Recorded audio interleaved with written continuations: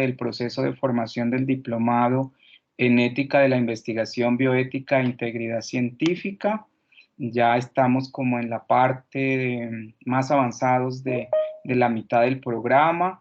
Hoy vamos a estar trabajando con conversando con el profesor Orlando alrededor del consentimiento informado en la investigación con seres humanos y qué de eso se desprende para los retos que tienen los comités de ética. Entonces, muchas gracias Orlando por aceptar la invitación a este espacio de formación, que es un espacio de cualificación, de actualización, de conversación alrededor de lo que implica la ética de la investigación en el contexto no solo de la investigación clínica, sino también la investigación en el campo de las ciencias humanas y sociales. Para los participantes, sean todas y todos bienvenidos a este espacio. Hoy nos va a acompañar el doctor Orlando Londoño Toro. El doctor Orlando Londoño es médico y abogado, participa en comités de ética hospitalaria, en algunos casos como miembro externo.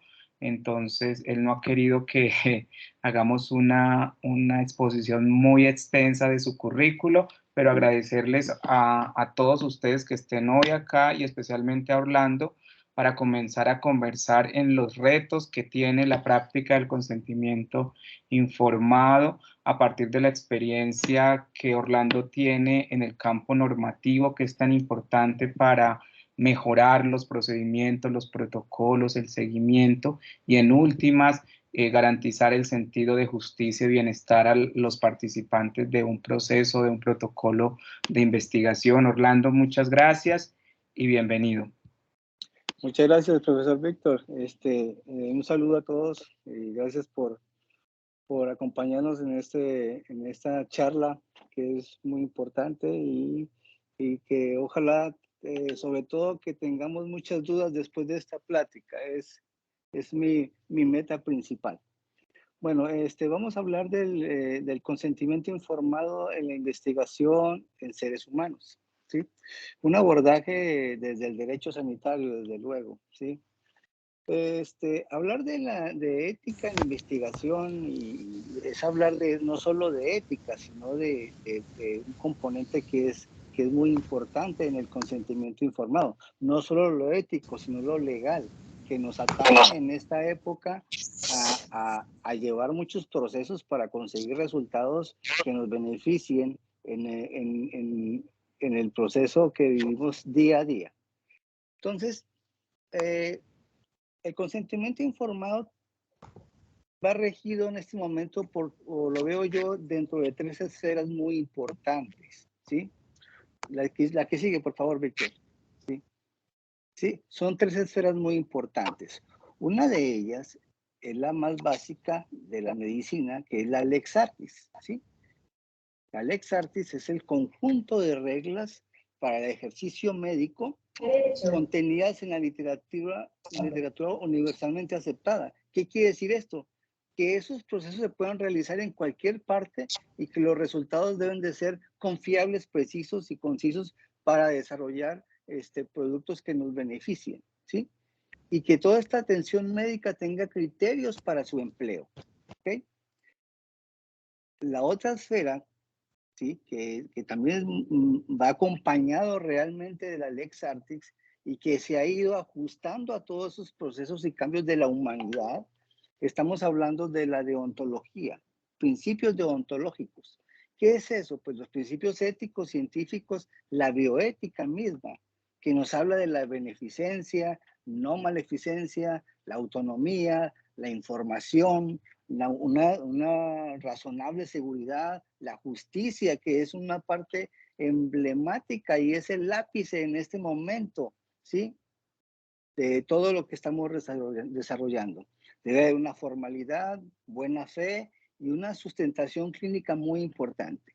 Y la última esfera, la esfera que estamos realmente poco acostumbrados a ello, es a los procesos, como lo describe el investigador Frank Kensel, en una pirámide donde las constituciones políticas de todos los países son el ápice que regula toda la investigación, ¿sí? Y luego están las leyes generales de salud, los reglamentos, las normas, las guías, las buenas prácticas clínicas y todo esto que nos atañe a nosotros, ¿sí? Entonces, la que sigue, por favor, Víctor. ¿Sí?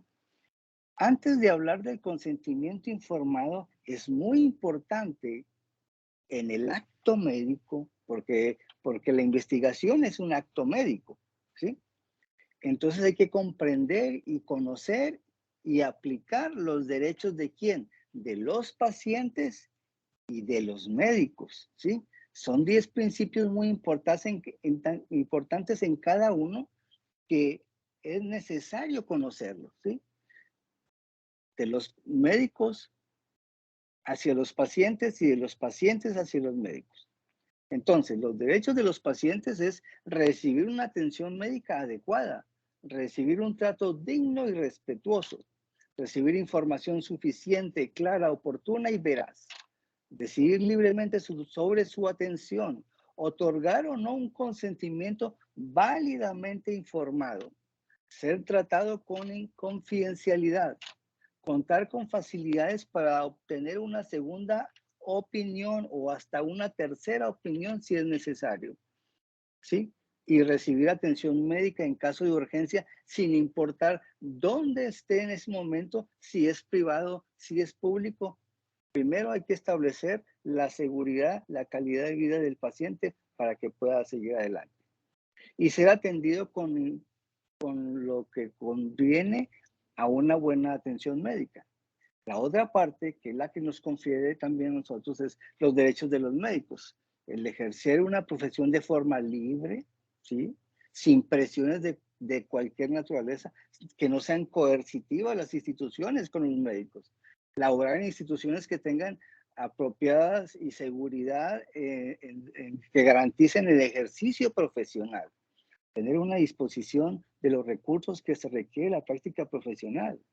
Abstenerse de garantizar resultados en la atención médica. No hay que prometer nunca nada, ¿sí? La medicina es de medios, no es de resultados, ¿sí? Tal vez hay especialidades que se acercan un poco a los resultados, mas sin embargo sigue siendo una cuestión de medios, ¿sí? Recibir un trato respetuoso, tener un acceso a la educación médica continua como médicos, asociar al proveer los intereses profesionales, ¿sí? Y salvaguardar el prestigio profesional. Entonces, vamos a hablar de consentimiento informado. ¿Qué es un consentimiento informado? ¿Sí? Es un acto de decisión libre y voluntaria, realizado por una persona competente, que tenga una preparación y una vasta seguridad de lo que está haciendo, y que acepta las acciones diagnósticas y terapéuticas sugeridas por los médicos, fundado en la comprensión de la información revelada, de los riesgos y los beneficios que le puedan ocasionar al paciente, ¿sí? Entonces, es un proceso comunicativo de dos sentidos, ¿sí?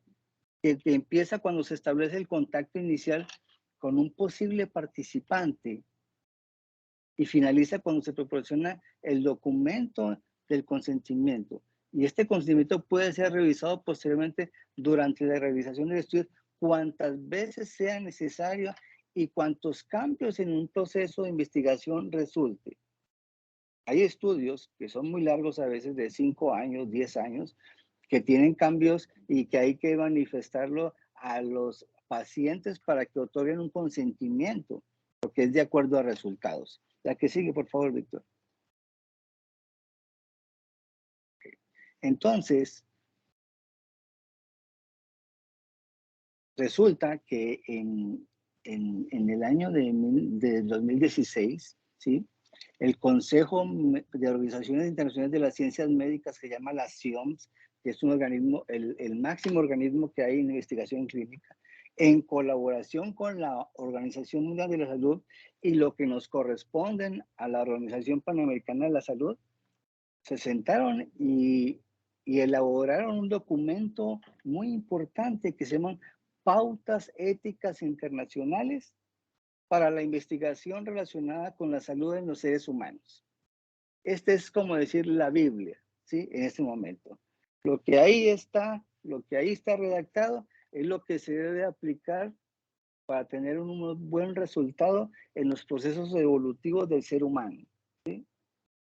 Eso es tan cierto que esta pandemia realmente es el que estemos todavía con vida.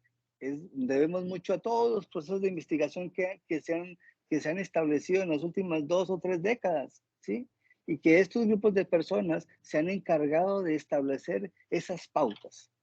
En lo que concierne a nosotros, el término de investigación relacionada con la salud, ¿sí? La que sigue, Víctor, son pautas que se refieren a actividades dirigidas a desarrollar y contribuir a los conocimientos de la salud en una esfera clásica de la investigación con seres humanos. Como la investigación es la observación de todos estos ensayos de biobancos y de estudios epidemiológicos.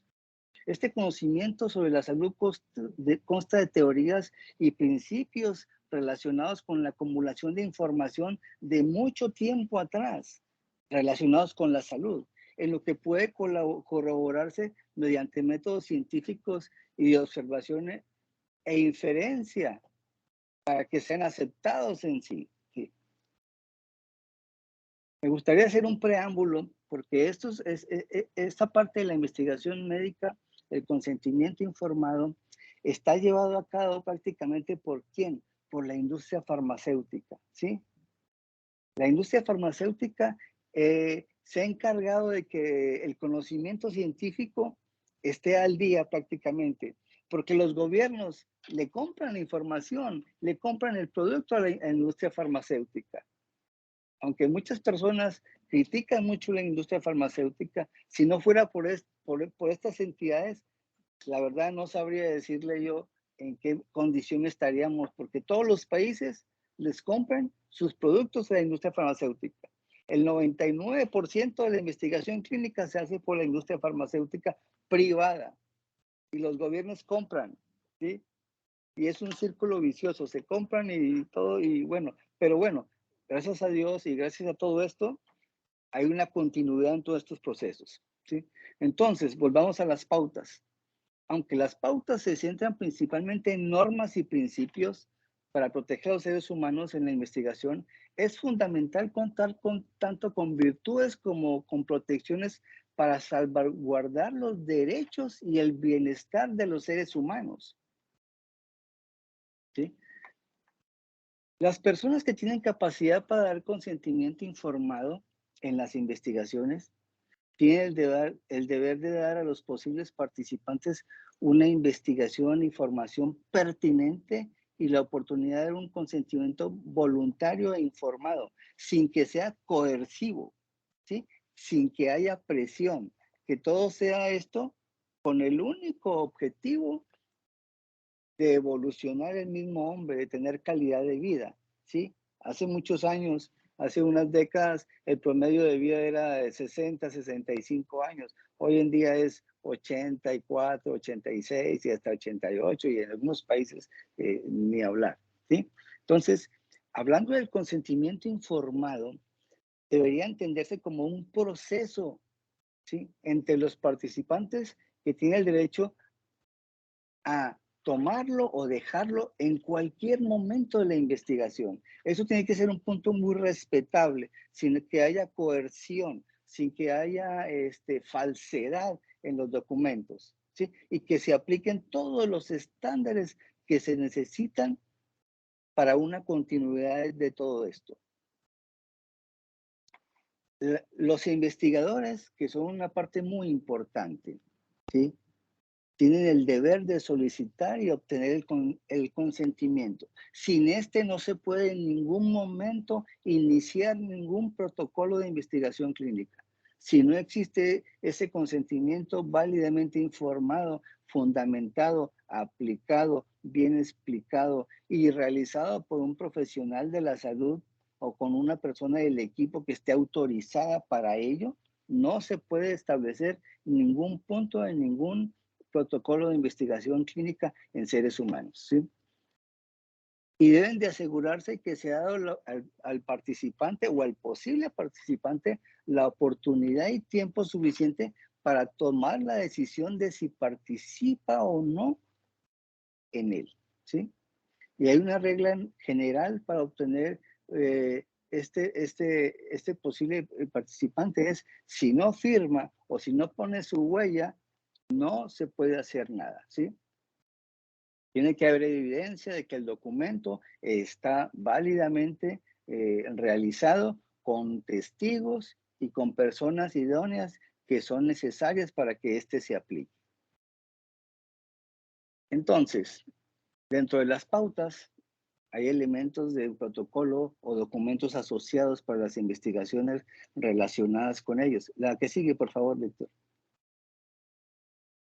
¿Sí? La que sigue. La que sigue. Esta. Ok, ahí está bien. ¿Sí? Entonces, la que sigue, perdón, la que sigue ya. Es que voy un poco adelante yo. Ok.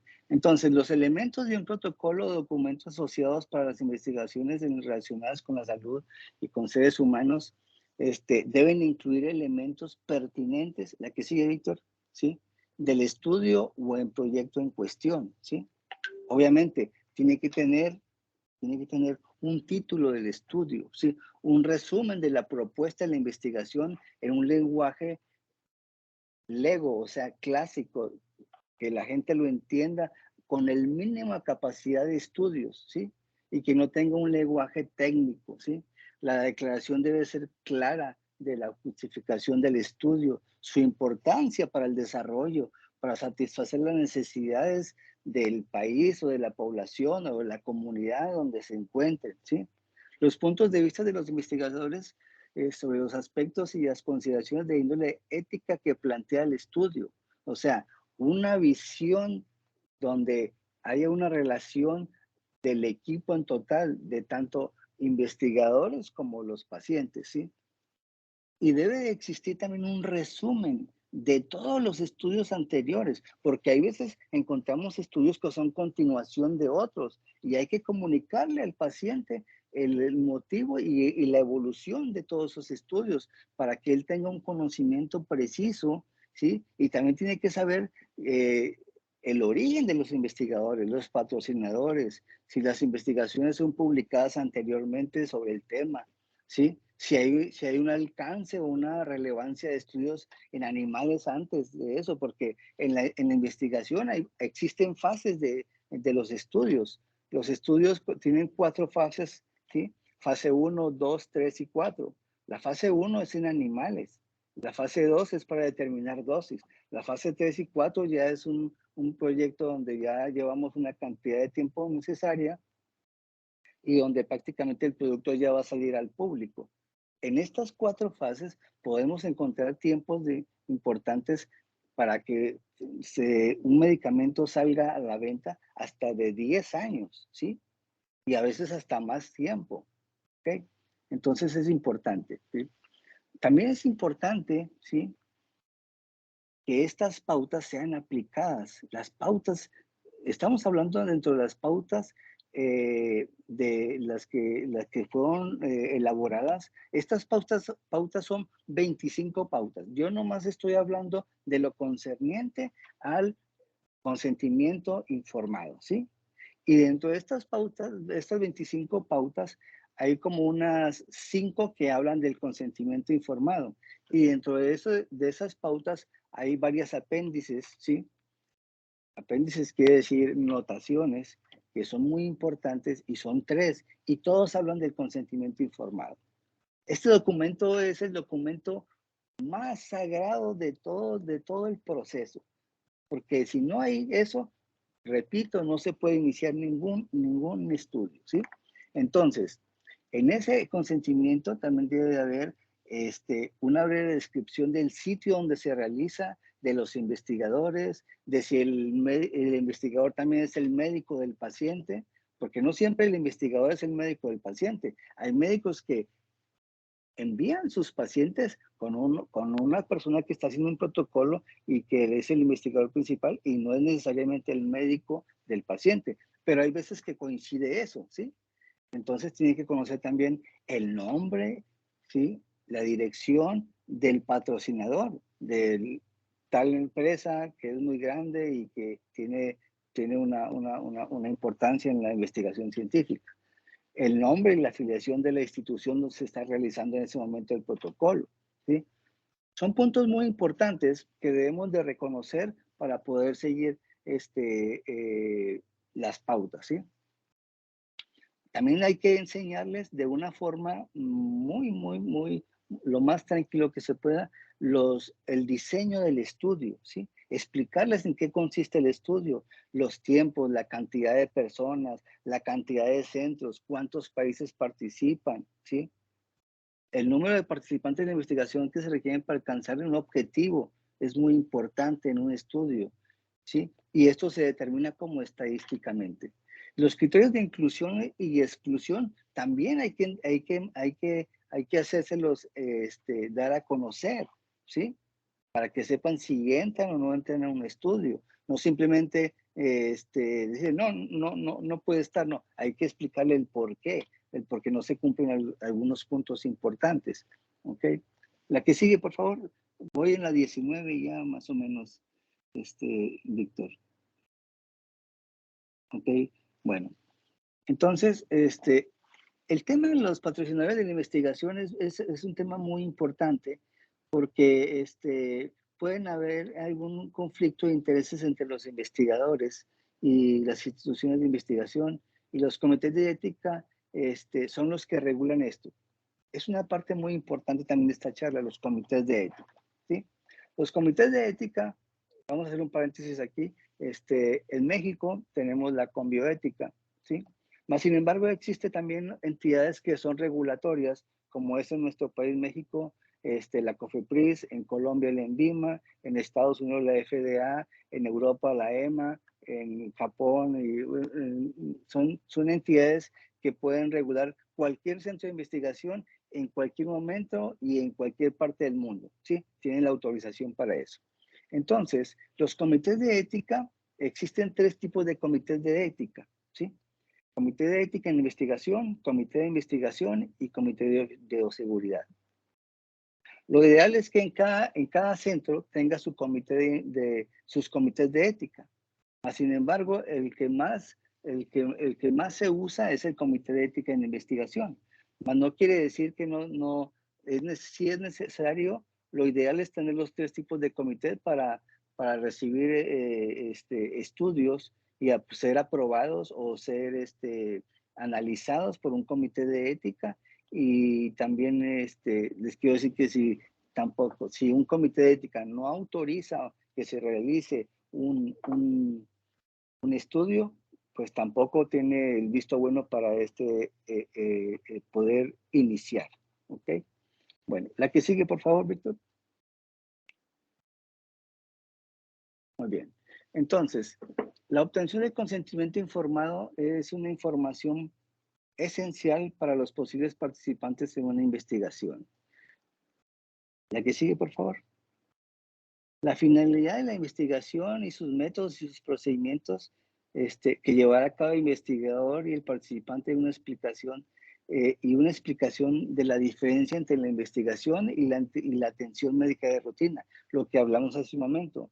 Es diferente ser el médico al investigador principal, y hay que hacerle entender cuál es la diferencia de tratamientos o los tiempos o la calidad de atención, o que se haga notar cuál es la diferencia entre cada uno a los pacientes, ¿ok?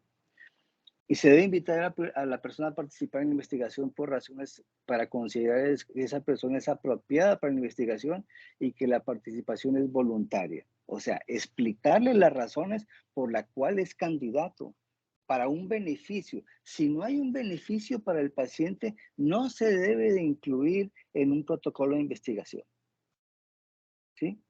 Y no debe de haber coercitividad, no haber coerción, no es a la fuerza que tiene que entrar en el protocolo. Si el paciente tiene la capacidad de poder aceptar o de negar, su participación. Y en cualquier momento del protocolo, así falten 8 días para que se termine, él puede decir que ya no quiere estar y no pasa absolutamente nada.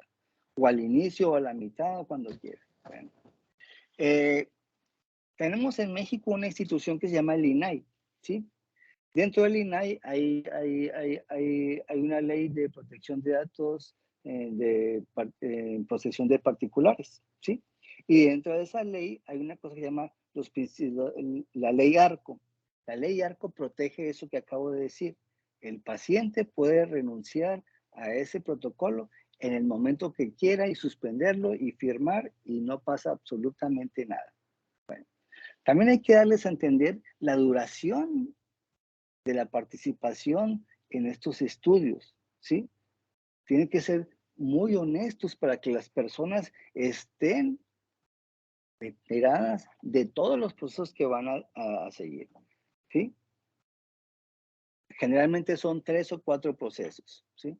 El primero es si va a ser candidato para entrar al protocolo. El segundo es que acepte, ¿sí? Luego el tratamiento, luego el seguimiento. Y también hay una parte muy importante, ¿sí? Que no se aplica en todo, que no se ve en todos los estudios. Es cuando termine el estudio, va a tener beneficios con el medicamento. No siempre tienen los beneficios, pero últimamente se ha visto que muchos laboratorios de la industria farmacéutica están ofreciendo medicación para cuando termine el estudio, o sea, proteger y apoyar al paciente hasta que se pueda, ¿sí? La que sigue, por favor, Víctor. Bueno, a ver, vamos a ver, obtención regulada, los hallazgos. A ver, permítame.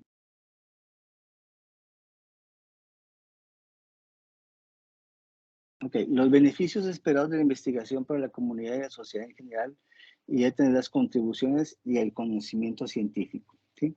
Hay que involucrar al paciente en este tipo de protocolos, ¿sí? Hacerlo ser parte del equipo, ¿sí? Que hay una relación médico-paciente bien importante. No tratarlos únicamente como un papel o como, no, hay que tener una relación médico-paciente muy directa y también darle a entender los beneficios que tenemos para todos, ¿sí? Porque hay beneficios para todos, ¿sí? El investigador tiene sus beneficios, el paciente tiene sus beneficios, pero el fin único es preservar la salud y aumentar la calidad de vida de los pacientes. La que sigue, por favor. Entonces, en la investigación, a medida que pueden los participantes recibir intervenciones beneficiosas y de forma posterior, también darles a entender que hay beneficios económicos que estamos protegiendo a los pacientes, ¿sí? Por cada visita le vamos a ayudar con su transporte, con sus alimentos, más no se le está pagando por estar en el protocolo, no. Se ayuda, ¿sí? A que su proceso por el protocolo sea lo más, pues lo más, que no presente la mayor carga para ellos económicamente. También hay que entender eso, ¿sí? Y que la nueva información que va saliendo de los protocolos se le va a ir explicando lo que está sucediendo con ellos. Es una forma de trabajo en equipo muy importante, ¿ok? Bueno. También hay que hacerle entender que hay límites, ¿sí? Y que la legalidad de esto está regulada, ¿sí? Y se trabaja en base a la normatividad, a la Ley General de Salud, a los mismos normas oficiales de cada país que deben de tener para llevar estos protocolos. Y otra de las partes muy importantes es la confidencialidad, el que sus datos y su información personal, médica y de su salud es totalmente custodiada y cuidada, ¿sí? Y que en ningún momento va a aparecer el nombre de ellos en ningún artículo, en ninguna, precisamente para cuidar esta integridad. La que sigue, por favor. Bueno. Este es un punto muy importante. Los patrocinadores de investigación o la afiliación de la institución de los investigadores, porque tienen un punto muy importante porque es financiamiento de la investigación. Estas investigaciones cuestan mucho dinero, ¿sí? Y hay veces hay conflictos de intereses entre los investigadores o las instituciones de investigación. Entonces, todo tiene que estar muy bien regulado, ¿sí? Para evitar ese tipo de conflictos. Y los comités de ética en la investigación, son los que pueden manejar esos conflictos, ¿sí? Por eso los comités tienen que estar estructurados por personas de una capacidad no solamente de calidad de ser humano, sino de una preparación académica importante, ¿sí? Un comité de ética básicamente tiene un presidente, ¿sí? Un vocal secretario y mínimo tres secretarios y un representante del núcleo social, ¿sí? ¿Qué quiere decir esto? Que tienen un representante de la gente normal, ¿sí? Y que tiene voz dentro del comité de ética. Mas, sin embargo, es muy importante la constitución de estos comités de éticas en las sociedades. De hecho, en cualquier lugar de donde se haga investigación clínica, por ley puede tener su propio comité de ética en investigación, ¿sí? Y trabajar de una forma directa con los pacientes y compenetrarse con todos los procesos. El grado de responsabilidad de un investigador es prestar la atención a las necesidades de salud de los participantes durante y después de la investigación, porque hay una fase de seguimiento muy importante. Hay veces hay seguimientos de hasta varios años, porque son medicamentos que, así como tienen beneficios, también pueden tener una calidad, pues un grado de manejo importante para ver cómo va evolucionando el paciente, ¿sí? Y que se dará también tratamiento y rehabilitación y seguridad al paciente, que tiene un seguro de vida, que tiene un seguro de gastos médicos mayores por si hay un evento relacionado con el estudio entre sí, ¿sí? Y si hay alguna incertidumbre con respecto a su financiamiento, hacérselo saber y a explicarles las razones por las cuales tiene un respaldo realmente, ¿sí? La que sigue, por favor. Como decía anteriormente, hay que hacerles ver la manera en que se compensará al participante o a su familia o dependientes por su discapacidad o en un dado caso que fallezca o algo. Están protegidos en algún momento por este tipo de instituciones que hacen investigación clínica, ¿sí? O hay veces que precisamente está estipulado que no existen planes para proporcionar algunas compensaciones.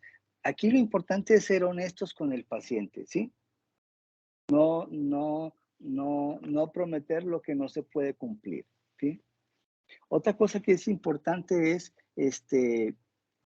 si ese tipo de compensación se puede aplicar en el país donde está hecha la investigación. Hay países que no permiten ese tipo de compensaciones en ningún momento, ¿sí? Y bueno,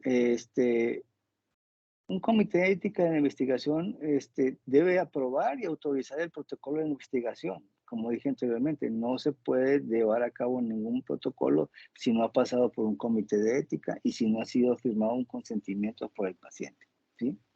Y así se produce, y que además, que en cualquier momento que se produzca una violación del protocolo, ¿qué quiere decir eso? Que no se lleven a cabo los procesos indicados en el protocolo, eso resulta una violación y eso hay que comunicárselo también a ellos, ¿sí? Para proteger la seguridad y el bienestar de ellos mismos, ¿ok? La que sigue, por favor. Bueno, el mensaje en este momento, el mensaje que yo quiero dar es que tenemos un ejemplo muy grande ahorita, ¿sí? Es en sí la pandemia, ¿sí? Eh, la investigación clínica, ¿sí? Eh, en este momento ha tenido un auge con la pandemia que se ha exponenciado más de 1000%. ¿Qué quiere decir esto? Que muchas personas, muchos equipos médicos que no hacían investigación ya se están involucrando en hacer investigación clínica, ¿sí? Y que esta situación clínica ha generado un gran interés entre los investigadores establecidos y emergentes, ¿sí? O muchos médicos y con poca o ninguna experiencia, pero se topan con los comités de ética y con los pues con las comisiones que tenemos para que son reguladores de la investigación clínica, afortunadamente, ¿sí? Entonces, la Organización Mundial de la Salud y, y la Organización Panamericana de la Salud, como nos conlleva a nosotros en este continente, están tratando de que de los asuntos regulatorios, como hace en México la COFEPRIS, la Conbioética, pues estén más encargados de vigilancia sanitaria, ¿sí? Que es una situación que estamos viviendo en todos estos países porque esas comisiones tienen muy poquitas personas y los centros son muchos. En la actualidad, en México, hay aproximadamente 423 comités de ética, ¿sí? Estos son los que reciben la mayoría o los reciben los protocolos de investigación clínica. Y créame que hay comités que tienen mucho trabajo y hay otros que no tanto, pero yo creo que la investigación clínica en este momento está en su auge máximo y que esperamos que la Organización Mundial de la Salud y todos estos países nos apoyen para fomentar la colaboración internacional, ¿sí? En esta situación de emergencia sanitaria, pues ha generado un marco que puede ser difícil acceder a muchas instituciones de salud. El beneficio de la investigación clínica es muy importante, ¿sí?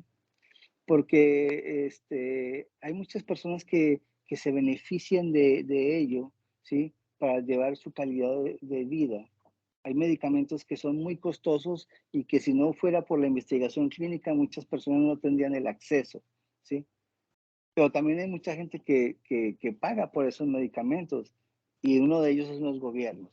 Entonces, los invito a las personas que les interese esto de la ética, la investigación y todo, pues que sobre todo los médicos, ¿sí?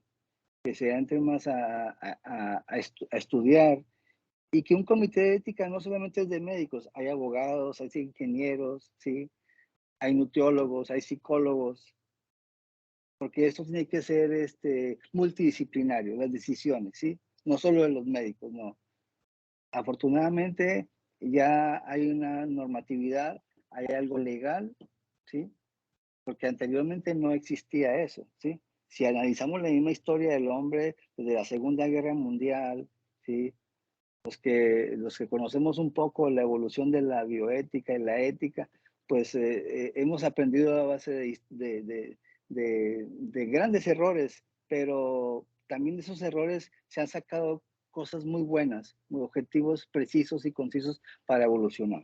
Bueno, de mi parte es todo y espero que les haya dejado muchas dudas. Es lo que más me interesa. Muchas gracias. Orlando, muchas gracias por compartirnos su trabajo.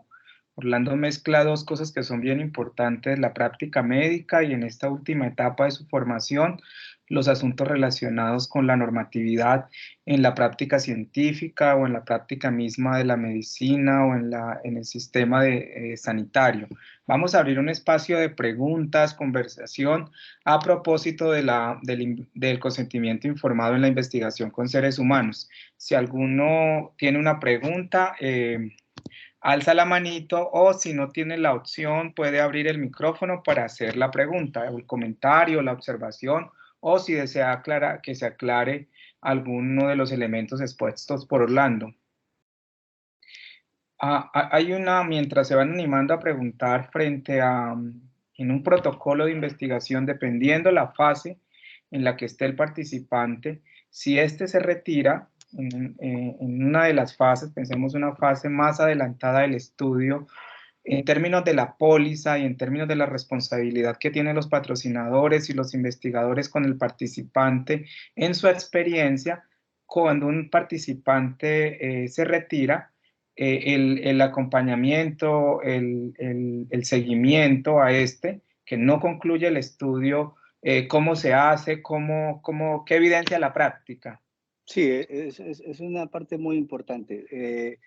Si hay un porcentaje bastante, yo diría que un 20% de los pacientes en algún momento se retiran del estudio. Mas, sin embargo, dentro del mismo estudio hay cláusulas donde se hace un acompañamiento y un seguimiento de acuerdo a la cantidad de meses o lo que haya estado en el estudio, ¿sí? Y para tener la seguridad que su calidad de vida y su salud estén bien custodiadas. Aparte, ¿sí? El médico encargado de él, el que puede ser el que lo incluyó en el protocolo, que no tiene que ser el investigador principal, ¿sí? Tiene una relación directa también con esto y va a estar con la seguridad de que el paciente va a estar acompañado siempre. Sí, no, realmente es una estrategia que empezó a aparecer hace como unos 8 o 10 años. Antes no existía eso. Y la verdad es que hay gente que sí se retira de los estudios, pero están en muy buen cuidado. Ok, listo, muchas gracias. No sé si hay otro comentario del auditorio. Está la opción de levantar la mano o de abrir el micrófono. Bueno, mientras se van animando frente a las formas del registro, si bien, digamos, la práctica del consentimiento informado es una práctica, digamos, bastante generalizada en la forma escrita, en tanto los participantes del estudio, ¿cierto? Tienen un nivel de comprensión, de racionalidad que pueden, primero, entender, segundo, sellar ese entendimiento a través del consentimiento expresado en una firma y en los mecanismos biométricos que se tengan para ese propósito. ¿Qué otras herramientas, digamos, dependiendo la complejidad de la población y del grupo, se pueden utilizar y que tienen valor normativo? Seguramente varía mucho de acuerdo a la legislación de cada país, pero por ejemplo, en la pandemia, es decir, qué características debe tener el consentimiento informado a través de un registro de video, de audio. Es decir, si distinto al documento escrito, ¿qué otras formas son importantes en su experiencia? Sí, bueno, lo que estamos viendo es la necesidad en muchos casos de tener un registro de video de la firma del consentimiento informado, ya que este consentimiento informado puede ser realizado por el mismo paciente, por un representante legal, o en el caso de un menor de edad, hay un documento que se llama asentimiento, que este asentimiento es para menores de 18 años. Y entre ese asentimiento, hay una clasificación de acuerdo a la autonomía progresiva de los pacientes. Generalmente es entre de 7 a 12, de 12 a 16 y de 16 a menos de 18 años, ¿sí? Pero sí, el video creo que va a llegar muy pronto a establecerse como algo obligatorio dentro de esa parte del consentimiento.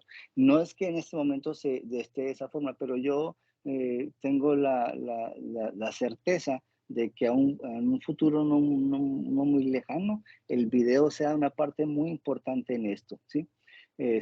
Aunque desde luego, habría que también hacer un consentimiento para probar el video, ¿sí me explico? O sea, mire, dentro de un mismo estudio se llegan a firmar hasta 4 o 5 consentimientos diferentes dentro de un mismo estudio. Te voy a comentar algunos de ellos, ¿sí? Primero, la aceptación en el estudio, ¿sí? Segundo, la aceptación para toma de muestras en sangre. Tercero, la aceptación para que sus muestras estén guardadas un tiempo. La aceptación de consentimiento informado para, en casos de que haya embarazo, ¿sí? cómo cuidarse como anticonceptivos y todas esas cosas, ¿sí? Entonces, en un estudio hay una variedad de consentimientos, ¿sí? Y que todos tienen que ser firmados. Y uno de ellos, si llega a ser el video una parte importante, que yo creo que vamos a llegar a eso, es hacer otro consentimiento para aceptar que sea filmado o grabado, ¿sí? Entonces, esto ha evolucionado mucho, ¿sí?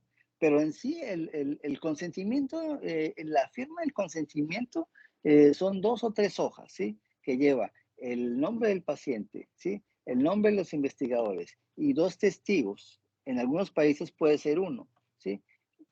Y si no puede firmar, su huella dactilar, ¿sí? Pero el estudio debe tener unos 24 puntos donde los consentimientos se hacen muy largos, muy extensos, se hacen de 35 hojas, porque tiene que tener el título, como mencionamos ahorita, el nombre del estudio, ¿sí?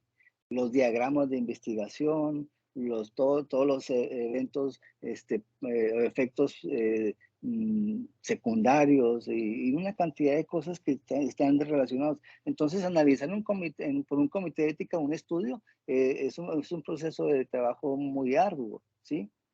Porque los protocolos pueden tener a llegar a varias partes y son muchas hojas, ¿sí? Sin hablar de consentimiento.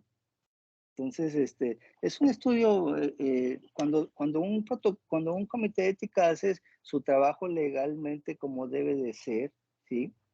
Hay muchas horas detrás de ello, ¿ok? Ok. Cono tiene la mano levantada, doctor Cono, y luego Macarena.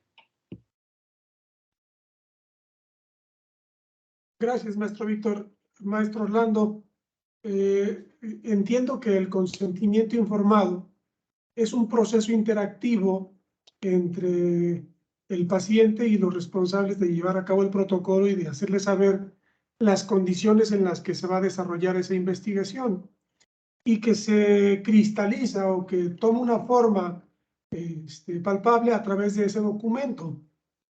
Mi pregunta es, nosotros como comité de ética, ¿hasta dónde podemos, vamos a decirlo así, exigirle al investigador que cubra ciertos derechos adicionales de los participantes? Por ejemplo, en muchos protocolos que yo he visto, el participante es olvidado una vez que termina el proceso de investigación, ¿sí?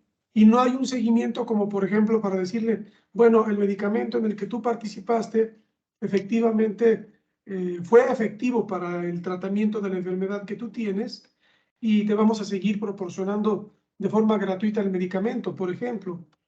Y esto lo digo porque las farmacéuticas obtienen ganancias significativas y yo creo que las personas que participan en la investigación y que al final quedan fuera de toda seguridad, pues a lo mejor tendrían ese derecho a que se les continuara dando ese medicamento, que para la farmacéutica no es más que un pelito, y sin embargo para el participante es una situación significativa, porque a lo mejor por sus recursos no tiene acceso a esos nuevos medicamentos.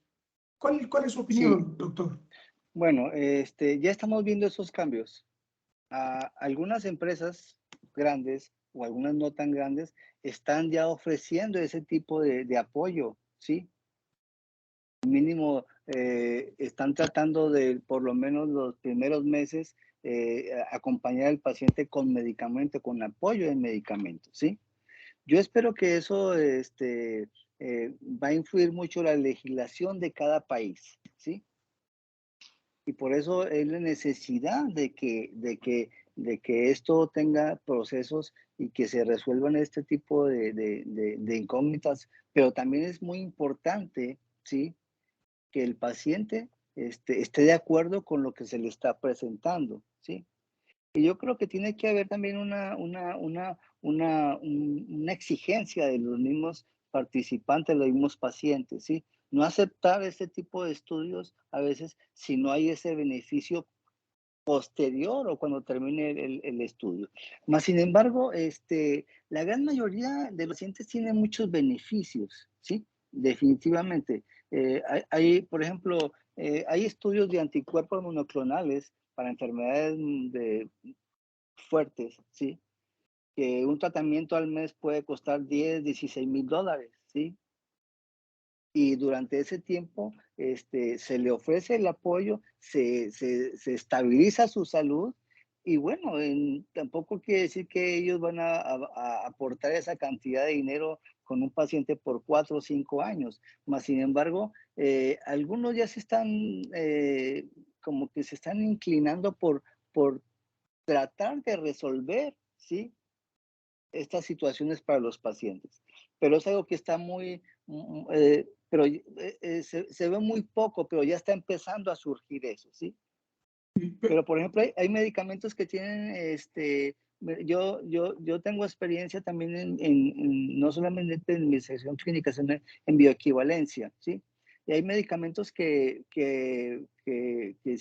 se han beneficiado por la aprobación de leyes para que salgan, después de ser liberados por las compañías grandes de tener en el mercado 10 o 15 años, pues sus costos bajan mucho y pues bueno, también es un beneficio también para el paciente indirectamente, pero existen beneficios de esa forma. Pero eso me hizo pensar ahorita, por ejemplo, en medicamentos que cuestan 10 o 15 mil dólares al mes. Imaginemos que es un paciente que no tiene esa cantidad, por supuesto que en el protocolo se vio beneficiado y con su participación, su cuerpo y su deficiencia de salud ofreció un avance a la investigación, ¿no? Pero terminado el proceso, en el caso del protocolo en concreto, que no ofreciera hacia adelante. Como él no tiene acceso, gracias por participar y pues no tienes acceso a esos medicamentos y realmente es pues llevarlo a la muerte, ¿no? Porque no tendría el medicamento que le salvó la vida en esa investigación, vamos a decirlo así, y que la farmacéutica solamente se limitó a entregarle el medicamento durante la vigencia del protocolo. Hasta ahí, bueno, yo creo que es una situación muy grave, pero yo diría, nosotros como comité podemos hacer algo al respecto. Por ejemplo, condicionar la aprobación de un protocolo para obligar a una farmacéutica a que se los dé. Pregunto. Tal vez no condicionar, pero recuerde que en los comités de ética podemos sugerir, ¿sí? Sugerir. Y generalmente sí atienden ese tipo de sugerencias, ¿sí? Y yo creo que si todos los comités de ética e investigación de todos los países trataran, y estoy seguro que hay muchos que ya están, que estamos ya en eso, porque pertenezco a un comité de ética y hacemos sugerencias, ¿sí? Podemos hacer sugerencias del estudio, ¿sí? Y dentro de ellos, pero como le digo, sí están habiendo cambios importantes para proteger a los pacientes en algunos seguimientos. Gracias, doctor. Muchas gracias, Pono. Gracias, Orlando. Macarena.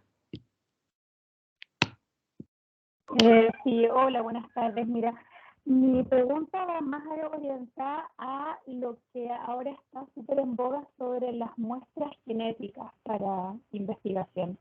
En todos los últimos consentimientos que hemos visto de la industria incluyen siempre el que el paciente otorgue su consentimiento a dar sus muestras de sangre para investigar ADN, ARN, bueno, en fin, genética, etcétera, para futuras investigaciones con un tiempo infinito. Aseguran confidencialidad porque después las drogas van a ser anónimas, en fin, pero esta muestra puede quedar por siempre en alguna futura investigación que a lo mejor uno, al momento de firmar ese consentimiento, su moral o su ética le impedía alguna vez firmar por eso, sin embargo, se mete todo dentro de esto. Entonces, mi pregunta es, ¿cómo uno como comité puede poner algún límite? Más que sugerencia, obviamente, pero algún límite en que, bueno, acotar el tiempo. Bueno, realmente la palabra sugerencia, la palabra idónea es observación. Se hacen observaciones al protocolo y una de ellas, como lo comentó antes el doctor y lo que usted está comentando, se hacen observaciones a los estudios de investigación, ¿sí? Y son determinadas, son realizadas por los comités de ética y las observaciones, pues son observaciones y ellos en determinado momento pueden aceptarlas o no aceptarlas, ¿sí? Estos temas muy delicados porque es algo que también es nuevo realmente en la investigación clínica, ¿sí? La cuestión de los bancos de sangre para cuestiones genéticas y todo esto, ¿sí? Pero yo siempre digo una cosa, el consentimiento, en mi experiencia, se hace lo que se está escrito, ¿sí? Y mientras que no haya coercitividad y no haya la mentira, o sea, que se aplique lo que que está escrito, es una forma de que las personas tomen la decisión de que si les conviene o no. La idea es que todos nos veamos favorecidos con esto, tanto la investigación clínica como el paciente. Desde luego, desafortunadamente, como todos los que trabajamos en los comités de ética, sabemos que la investigación en los últimos años, antes de la pandemia, era los medicamentos oncológicos, que como hablamos ahorita son muy costosos, traen beneficios importantes a las personas, pero ¿qué pasa?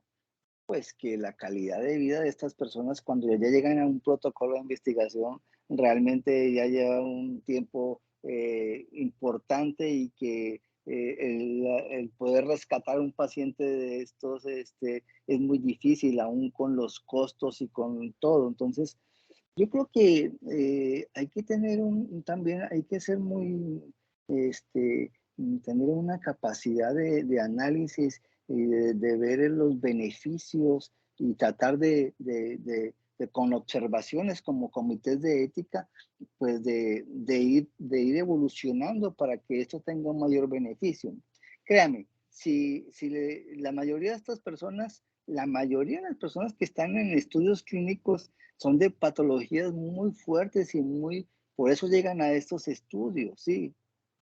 Claro, hay investigación clínica que se hace en control de calidad de los medicamentos, pero eso lo hace la industria farmacéutica cuando tiene mucho poder económico y para mantener la calidad de sus medicamentos. O sea, hay muchas vertientes de esto, pero lo que estaba preguntando de la cuestión de lo de la genética, pues sí habrá que hacer observaciones, pero yo creo que es una forma quizás es una parte que no nos gusta a muchos los que trabajamos en comités de ética, pero que sabemos que en algún momento va a tener un beneficio para la misma humanidad. Gracias. Macarena, no sé si quedó clara la respuesta. Macarena, ¿o tenía otra observación? No, sí, era en relación justamente a estas muestras genéticas, porque como queda la sugerencia en el consentimiento muy abierta que se va a usar eso para futuras investigaciones, ni siquiera en general se acota que se va a usar para el mismo fin que se está haciendo el estudio. Y a mí eso me suena un poco perverso, entonces por eso quería ver la opinión del doctor. Sí, yo la verdad no lo veo tan así, tan drástico, ¿sí? Más sin embargo, creo que la cuestión genética, aunque tiene unas décadas en que se está aplicando y quizás, sin mucho, 2 décadas, lo considero una cosa, un punto muy, muy delicado para el paciente, delicado para eso, pero es que en determinado momento tiene que tener un beneficio. O sea, no es que sea perverso, no, al contrario, yo creo que es una forma de tener la visión de que se pueden trabajar para el beneficio de la humanidad, ¿sí? porque no estamos creando enfermedades, desde luego, al contrario, vamos a modificarlas, ¿sí? Para que las enfermedades no estén o tengan, o que si cuando se presentan tengamos el antídoto y eso. O sea, no le veo otra forma, ¿sí? Pero lo que sí estoy seguro es que las personas, se les explica bien en qué consiste y bueno, tenemos un consentimiento. Y si lo tenemos, sin ser coercitivos, pues adelante, hay que trabajar. Esa es mi opinión. Ok, entonces, Perfecto, muchas gracias. Macarena, muchas gracias por su pregunta. Al doctor Orlando, quedan algunos desafíos frente a la práctica del consentimiento informado en relación a las observaciones a los protocolos. Es decir, si son observaciones y si su cumplimiento, como señala Cono, a propósito de, utiliza la palabra condicionar, y si queda a discrecionalidad, por llamarlo de alguna manera, de los patrocinadores de la investigación, es decir, ahí hay un enorme desafío frente a la manera como los comités de ética se pueden convertir en unos interlocutores responsables frente a la práctica clínica. Es decir, si bien es una observación, podría decir una sugerencia, de cierta manera señalaba Orlando, pero no es un asunto de menor calado, ¿cierto? Pero de todas formas, su no cumplimiento, ¿hasta qué punto afecta el estudio? Y ya en la pedagogía del consentimiento informado, porque el consentimiento informado, si bien es una práctica ética en términos de garantizar las condiciones de bienestar de los participantes, es una práctica pedagógica en torno a la posibilidad de la comprensión, es decir, los participantes de un estudio pues tienen niveles, niveles culturales y entendimiento distintos.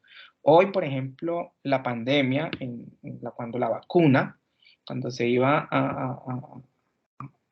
a utilizar el biológico, la vacuna, pues eran enormes filas y la gente pues por la necesidad de la vacuna pues llenaba los documentos, 1 o 2 páginas, ¿cierto? No había una suerte, por las circunstancias del momento, de pedagogía para hacer entenderle a las personas la naturaleza del procedimiento al cual iba a someterse. Entonces también hay un desafío para los comités de ética frente a la forma como se convierten en unos interlocutores, en una comunidad de conversación con los patrocinadores, es decir, que garantice, digamos, los principios básicos de la bioética, pero también una pedagogía, porque no es solo aprobar si los criterios se ajustan, si los elementos del consentimiento son todos los elementos que debería conocer un participante, sino luego la manera como se le iría a comunicar al participante dependiendo de su capital cultural.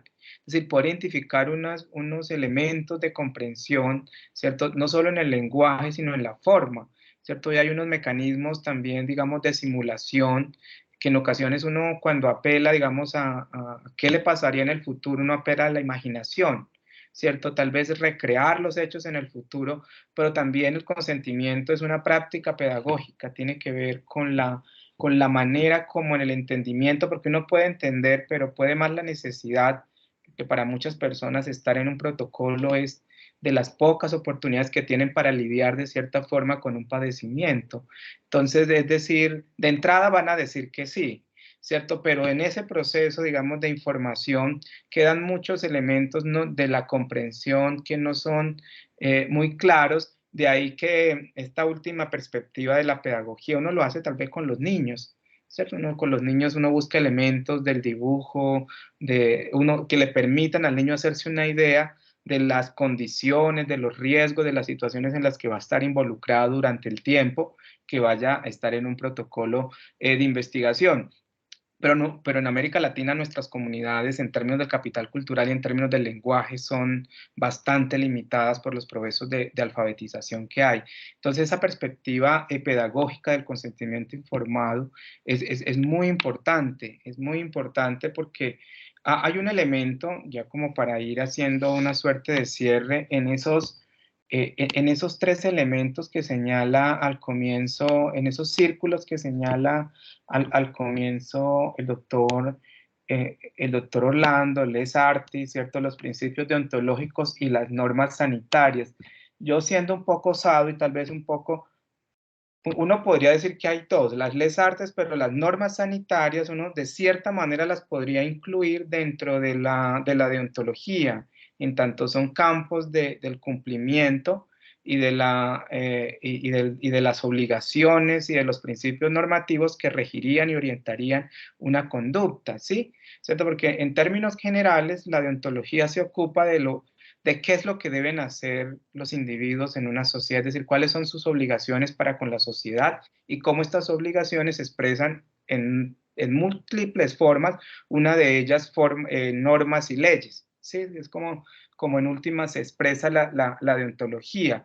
Y porque la deontología es un tema del siglo XVI, siglo XVIII, ¿cierto? Es un asunto propio del Estado moderno y de las legislaciones modernas. Entonces yo creo que aquí hay unos enormes desafíos, tal vez si pudiésemos ir decantando todos los elementos que nos ha puesto en tensión Orlando, yo creo que tenemos muchos desafíos para los comités de ética. En términos, uno de ellos, la interlocución, no solo Sí, con los centros de investigación, con los patrocinadores, con el Estado a través de redes, con el ¿cierto? Estado. Víctor, aquí en México, por ejemplo, la Suprema Corte de Justicia, hace 3 semanas, relacionada con la vacunación en menores de edad, tuvo que sacar como jurisprudencia, que la decisión final para vacunar a estos niños lo tiene la patria potestad, ¿sí? ¿Por qué? Porque es una obligación. Definitivamente no tenemos algo más para defender la salud de las personas, ¿sí? Y los niños, obviamente, algunos no querían vacunarse, no quiero, no quiero, y bueno, una cantidad de problemas. Entonces ahí ya entra la normatividad, la Ley General de Salud, la Suprema Corte de Justicia, la Constitución Política de cada país, ¿sí? Y recuerda que en esas 3 esferas, en esa intersección puse los comités de ética en investigación, ¿sí? Porque finalmente somos las personas que podemos también, ¿sí?, hacer observaciones, sugerencias, y cuando uno hace una observación, una sugerencia, es eso, y hay que esperar una respuesta, ¿sí? Entonces, yo creo que vamos por buen camino, definitivamente se ha evolucionado bastante, ¿sí? Claro que hay muchas lagunas, obviamente hay lagunas, ¿sí? En 1997 todavía no existía ni la COFEPRIS en México. En Colombia creo que la INVIMA tenía más o menos por ahí esos también 2 años antes, creo que empezaron también. Y lo único que escuchábamos era la FDA por allá, sí, en los 80s, 90s. Y ya después escuchamos a la EMA en Europa y en fin. Entonces yo creo que vamos bien. Obviamente hay que defender y hay que estudiar y hay que tener esa relación directa, ¿ok?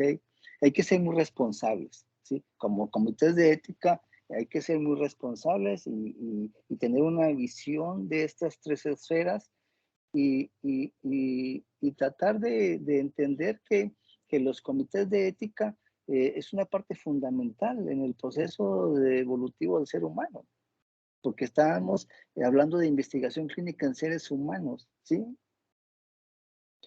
Tampoco creo que seamos un Tuskegee, tampoco, ¿verdad? No, pues definitivamente sería retroceder en la historia, ¿sí?